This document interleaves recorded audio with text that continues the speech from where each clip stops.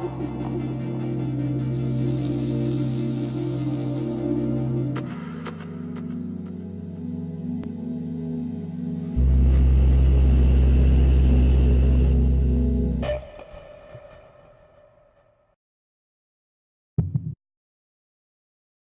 polar bears. Well, it looks like weird because polar bears looks totally like a land mammal. But in real life, if you remember, they live in the North Pole, and North Pole is just a frozen ocean. That's why we consider the polar bears as the first of marine mammals. And also because most of the food comes from the ocean too. They feed on seals, sea lions, and walruses. The next group is the sea otters. This group, they're a little bit more adapted to the water. Actually, they go to the land just to mate, to have their babies, and for protection because they live on the shoreline. When they have big storms, they have to go to the land. The rest of the time, they stay in the water, and all their food comes from the ocean too. Next group. All right. Next group is the pinnipeds. Those are seals and sea lions. And the name pinniped means who walks with the flippers, because this group, they already changed the arms and the legs into a real flippers. But we're still able to see the fingers and the nails, and they can move it like hands. Well, this group, they spend more time in the water. They go to the land to mate, to have their babies, and to rest. Next group. Sirenians, those are the manatees. This group, they already lose their legs. They don't have legs anymore. They have just the tail for propulsion. On the flippers, we cannot see the fingers again, but they still have nails on the flippers. And this group, they don't go to the land again. They stay in the water all the time, but they can walk. Not in land, but in the bottom of the ocean, they can move the flippers like an arms to walk a little bit. And well, this is the only marine mammal vegetarian. The rest of them, all of them, they eat meat, except this one. And the last group, and most adapted group to the water, to the ocean, are cetaceans. In this group, we can find dolphins and whales. But if we're talking about each one of those groups, they're a little bit more adapted to the water than the last one. That means all of them, they come from land. In the case of whales and dolphins, those are the ancestors. The first one in the top is the Pachycetus. They call it like that because it was discovered in Pakistan and is the first cetacean.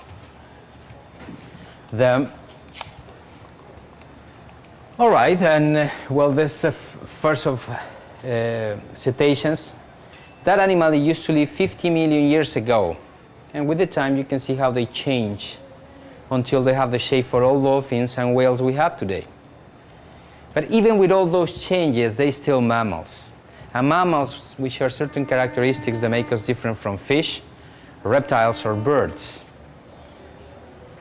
The main characteristics of the mammals are 6. First one, they have 5 fingers. And here we have a dolphin flipper. Okay, well, this is a dolphin flipper. And you can see this bone is like the bone we have in here, the 2 bones we have on the arm, and then the 5 fingers. It is covered totally by the skin, like in here. That's why we don't see the fingers, but this is what is inside. Some of the actual mammals, like horses, for example, they step in just 1 finger. But if you go into the past of the horses, soon you're going to see an ancestor of a horse with 5 fingers, because the first of all mammals, he used to have 5. The other characteristic is hair. Nobody expects to see a whale.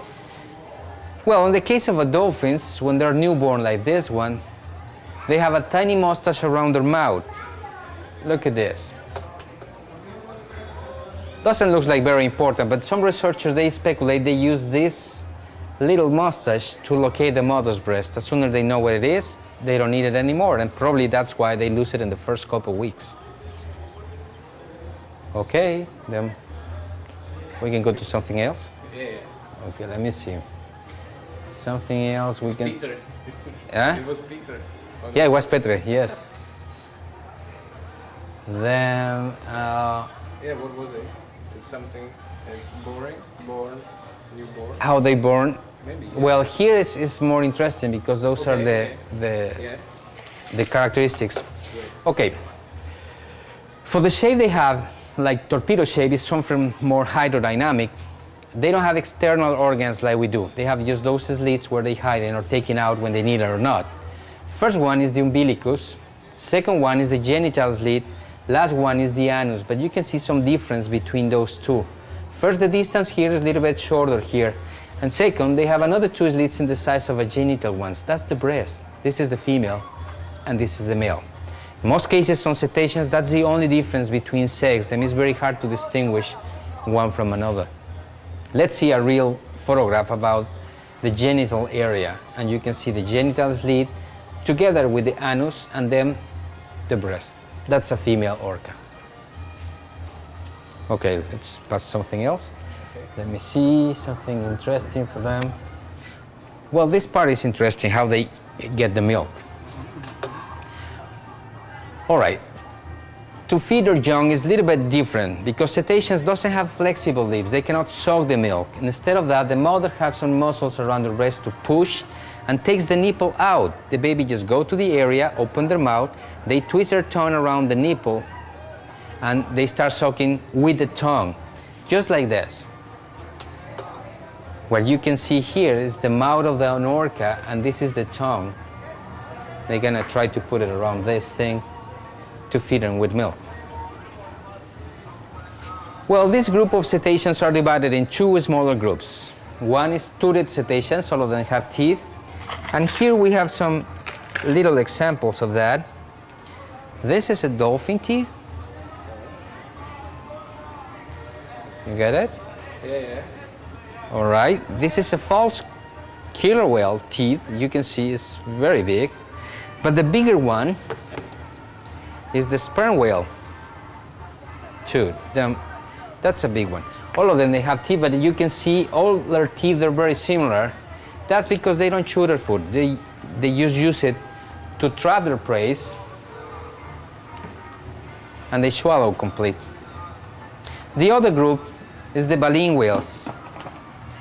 This group, they don't have teeth. They have those plaques, and just in the upper jaw, in the lower jaw, doesn't have nothing. And well, those are these plaques. Okay, the way to use this is very simple.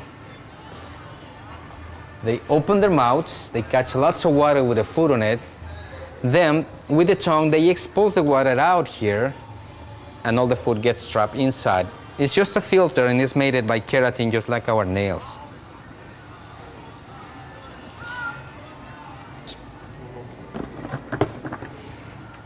Okay, another difference between toothed whales and baleen whales. Toothed whales, they have just one blowhole.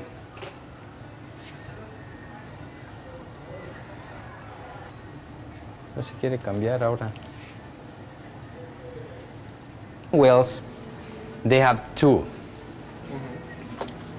But the position of the nasals are very important. Original, they have the position of the nasals right here in front of the face, like a dog, like in the case of the Pachycetus. But with the time, they move it here in the top of the head. The reason to do that is because the eye is more or less here. In that way, they just break the surface and they can breathe. They don't have to take the face out of the water.